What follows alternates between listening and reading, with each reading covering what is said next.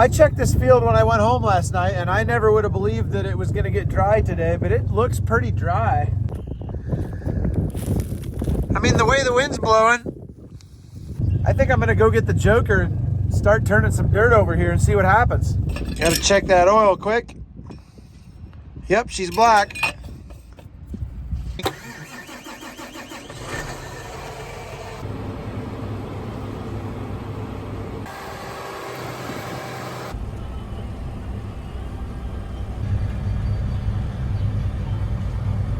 All right, I'm not normally the joker that runs this Joker, so I do know that the wings will hyperextend if you don't stop putting them down, so I'll stop right there, raise the transport wheels all the way up, put the wings into float so that they're not fighting against the machine the whole time, and then you're just up and down with your packer basket on the ground all the time. So, okay, I gotta turn the Joker ISO controller on so that it can control its own depth, and you can change the target depth and the hitch height right here. Then I need to set my forward speed to 9.6, I think is what he was running before, and we'll see what happens here. Well, judging strictly off dust, I would say it's plenty dry enough, but we'll make a round and get out and kick the dirt around, see what kind of job this thing is doing, because it can be really dry on top and really wet underneath all at the same time. Well, I'm quite surprised, honestly. I mean, you can tell that it's not 100% perfectly dry. I think it's gonna be okay.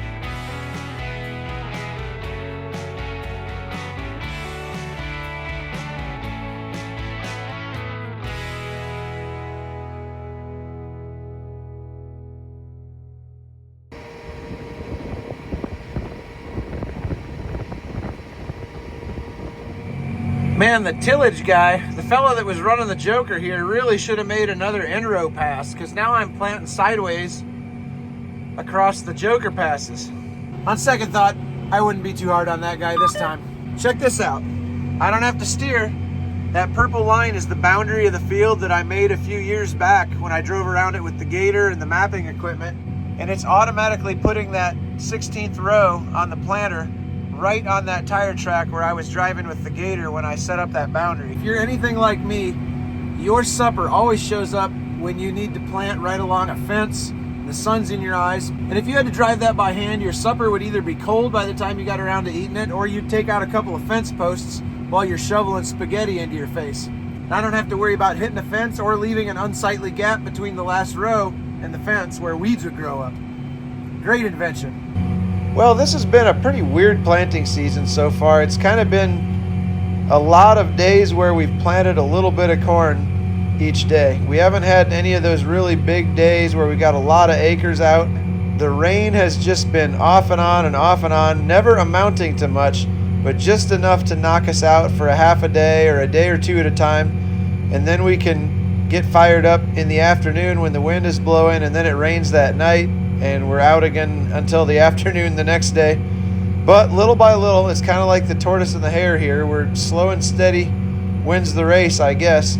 We just keep pecking along, and it seems like we've been planting forever, but we're finally getting close to being done with the corn. I think we might be able to finish tomorrow night if everything goes good, but I shouldn't say it now. It's always dangerous to start looking that far ahead.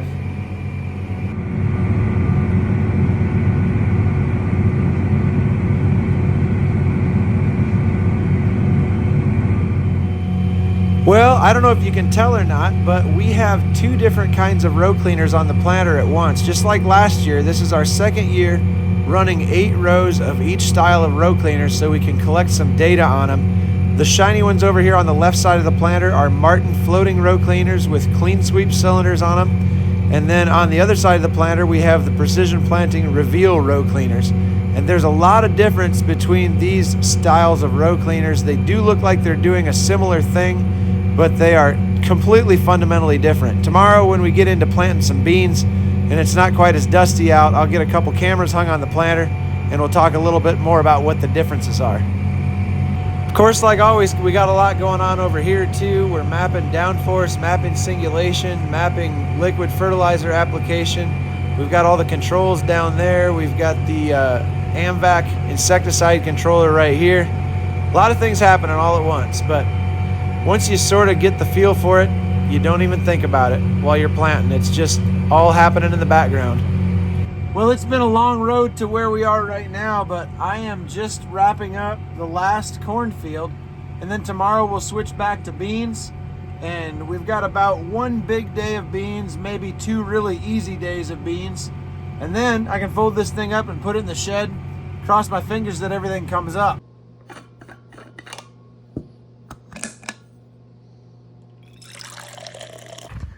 Okay, let's do a quick little refresher on the row cleaners here. First of all, if you look, each individual row is called a row unit. That's the gauge wheels, the meter, the insecticide, the closing system.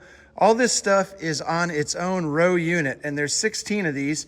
They are attached to the planter frame or the planter bar via these 2 parallel arms on each side. There's 4 parallel arms for each row unit. And the reason you need the parallel arms is to keep the whole row unit parallel when it goes up and down. It's important that it's not tipped forward or tipped back, or all the parts will not work together properly. So if we look at these 2 different styles of row cleaners, first of all, we've got these floating Martin row cleaners. Now this style of row cleaner is attached directly to the row unit itself. As the parallel arms go up and down, the mounting bracket goes up and down with the row, and then the row cleaner floats along on the ground.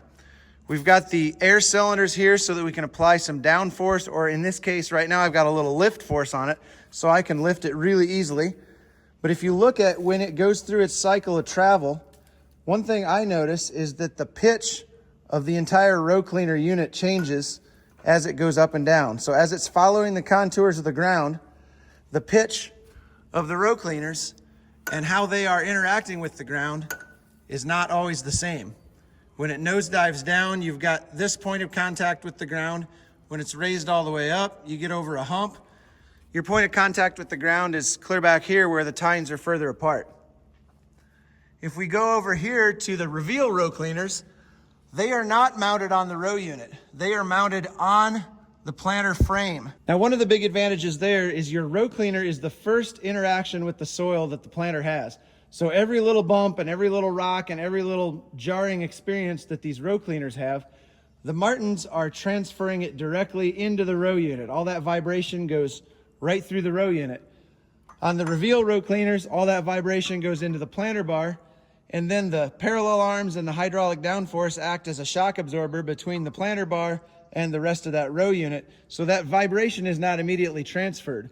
Another cool thing is the way these are built is in the same fashion as the parallel arms. So you can see as these go up and down, the whole row cleaner unit stays parallel.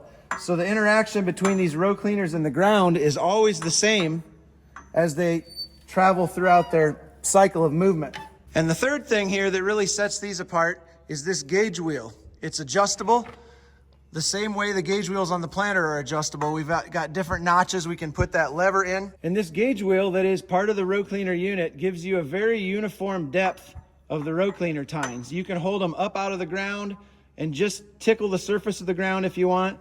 You can put your gauge wheel up a little further and let them get more aggressive and put these teeth way down into the ground. You have a lot of control over that. Whereas the only depth control on these floating row cleaners here is this depth band. So they're always going to be riding in the ground at exactly this depth. Whereas you have a lot of control over here, and you can even put a lot of downforce on this row cleaner and it won't go down into the ground any further than this gauge wheel allows it to. So if your ground is really hard You want to push down to try to break through the ground with the row cleaner. Your depth will still be really consistent because you're pushing down on this gauge wheel. Whereas over here, if you put a lot of down pressure, you can actually get these treader wheels below the surface of the ground and start pushing dirt out with the treader wheels. All right, that's probably enough talking. Let's put them in action. Well, I'd say that's enough yakking. Let's see some action. If you watch these row cleaners, once I get going here, you're gonna see the Martins bouncing a lot. This field has had tillage done, and since the soil is loose, I can't put a lot of downforce on the Martins, otherwise they will gouge way down and throw a bunch of dirt out and cut a deep track ahead of the row unit. But I am able to put downforce on the Reveal row cleaners because of that gauge wheel, and look how smoothly they're running. Now here we are in a no-till situation planting beans, so I am able to run downforce on both types of row cleaners. It still looks to me like the Martins are bouncing just a little bit more than the Reveal row cleaners are, but that may be due to the way they're hinged onto the row units.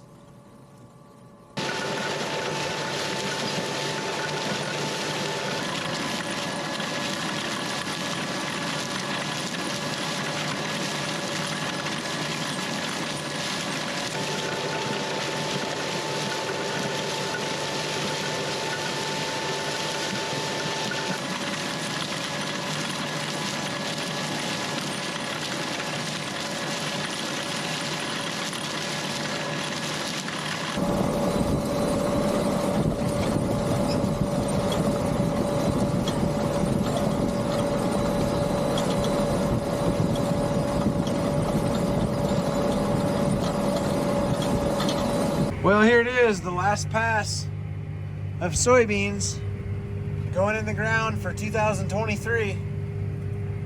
Assuming we don't end up having to replant anything that we've already put in the ground, the planter's done for the year. Well, that's it. All filled in. I'm kind of in disbelief, honestly, but we have arrived.